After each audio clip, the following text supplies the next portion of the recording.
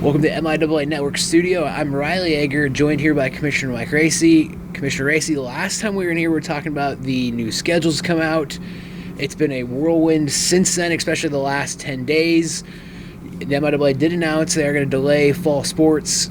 Can you talk a little bit more about that and how that decision came? Yeah, Riley.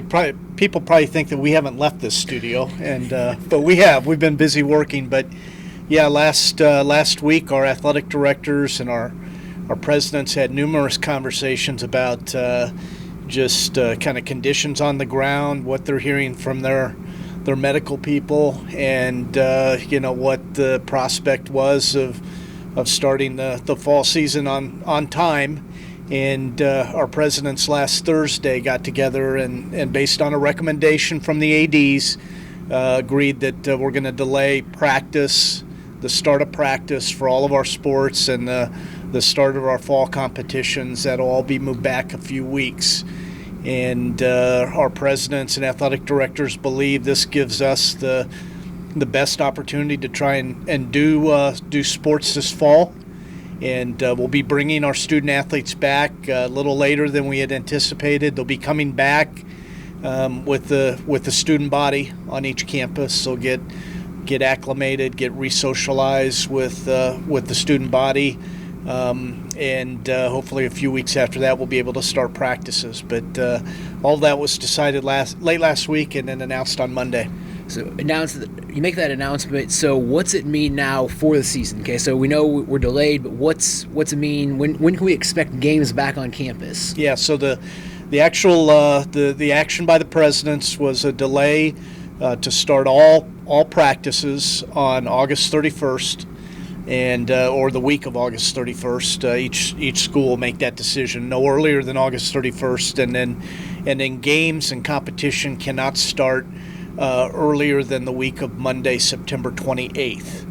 And so, for example, in football, what that means is that our first football game would be the weekend of Saturday, October 3rd. And we've informed our schools that we're not going to do a new schedule. We just will skip those first three games in the season, and you'll pick up with your schedule whoever your opponent is that Saturday, October 3rd in the sport of football. So you talk about, starting October 3rd. So a big question we've got is what happens to those first three games or their first 3 weeks in volleyball or soccer? What can you tell us about that? Is a decision been made on those, or is that kind of up in the air waiting for some NCAA guidance on those? Right, yeah. No decision yet, and we've got about 12 scenarios, Riley, that we do that could play out. And one of those scenarios, and this is the one I'm rooting for, is that the NCAA decides to keep fall championships in the fall, and perhaps because there are fewer conferences in Division II that have decided to play in the fall, that maybe the bracket's a little smaller, maybe not as many weeks for a football playoff or a volleyball playoff, and we'll have a week or two at the end of the year after we get games 4 through 10 that are played in football, and maybe before the playoffs start in the fall, we have a week or two that we can come back and play those games we're skipping over.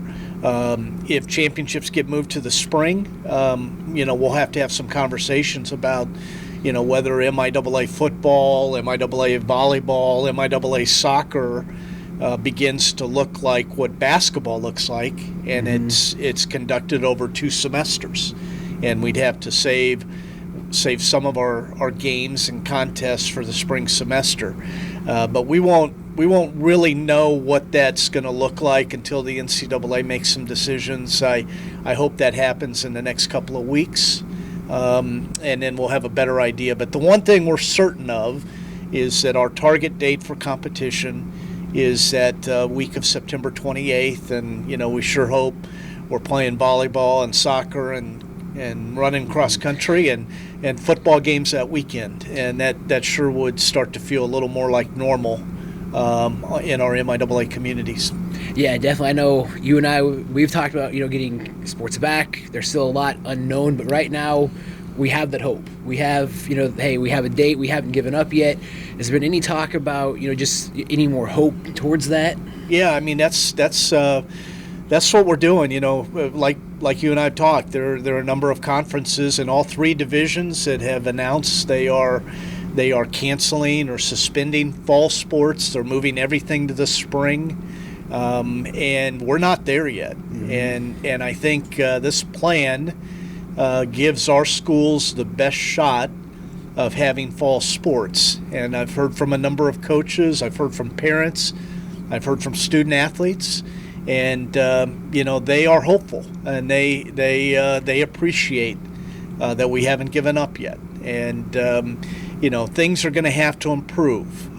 Right now, the conditions, the numbers we're seeing from local health officials and outbreaks of the virus in our MIAA communities, it's just we can't start practices here in 7 to 10 days or whatever it was scheduled. So we're moving things back. We're buying some time. We're going to be a little patient.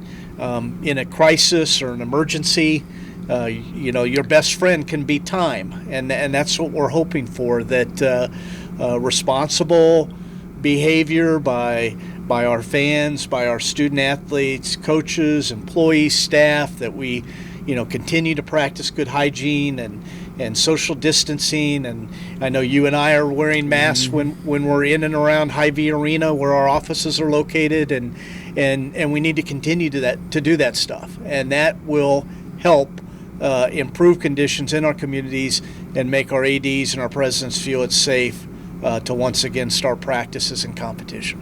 Well, Commissioner Racy, thank you very much.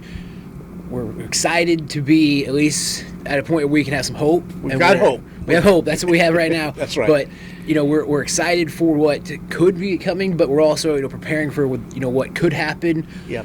You might not get a lot of sleep these next couple weeks Yep. or months. We hope it's weeks, not months. Yep. But again, thank you for joining us. And fans, you can stay up to date on everything that happens in the MIAA on the MIAA website at the MIAA.com or the MIAA social media platforms on Twitter, Facebook, and Instagram.